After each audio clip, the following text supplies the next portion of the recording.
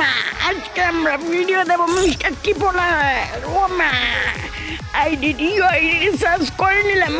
মা এখন আমরা মিস্টার টিপোলার বাইরে আইডিতে ঢুকে যাবো। মা আগে সাথে চাকা নাকা একটা প্রোফাইল পাই, কি অ্যানিমেশন রে বাবা।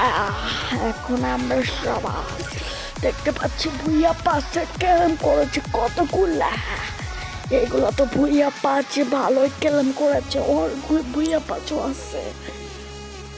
তো গাইস দেখতে পাচ্ছ তার চাকা নাকা অ্যানিমেশনের সাথে তো 7 year olds এর ব্যানারটাও আছে। সে খেলেছে, দেখো কত কত ম্যাচ খেলে দেখাচ্ছে।